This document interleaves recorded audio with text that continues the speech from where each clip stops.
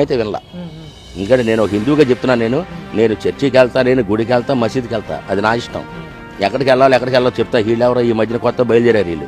రాధా మనోహర్ అని ఒకడు, లలిత్ కుమార్ అని ఒకడు, తర్వాత సుగ్గిన కరుణాకర్ అని, వీళ్ళందరూ బయలుదేరిన తర్వాత వీళ్ళు ఒక పర్మనెంట్గా వీళ్ళు ఒక పీఠం అని పెట్టుకొని ఆ పీఠం పేరుతో ఫోన్ పేలు గూగుల్ పేలు పెట్టుకొని మతాలను రెచ్చగొడతాం ఏంటి. వీళ్ళ మాటలు కుర్రలందరూ యూత్ కూడా పాడైపోతున్నారు నిజం అనుకొని. నిన్నటిదాకా కలిసిమెలిసి తిరిగిన ముస్లిం, క్రిస్టియన్, హిందువులందరూ కూడా కుర్రోళ్ళు కూడా లేనిపోయిన గొడవలు వస్తున్నాయి వీళ్ళ వల్లే. అసలు దీనికి అసలు ఆనకట్ట వేయాలి. మెయిన్ గవర్నమెంట్ జీవో పాస్ చేసి మత గ్రంథాల గురించి, దేవుడి గురించి మాట్లాడే వాళ్ళని తీసుకెళ్ళి లోన్ వేయాలి. కేసు కడితే అప్పుడు ఎవడ మాట్లాడకుండా ఎవరికాడు పనికి వెళ్ళిపోతారు. పని పాటలా కూర్చొని చేసే పనులే ఇవన్నీ. రాధా మనోహర్ అనేవాడు మాత్రం మరీ దారుణం.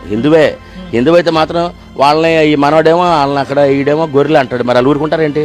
వాళ్ళు ఏమన్నారు మమ్మల్ని అక్కడ బర్రెలు అంటున్నారు. మరి అవకాశం ఇచ్చింది ఇదేగా.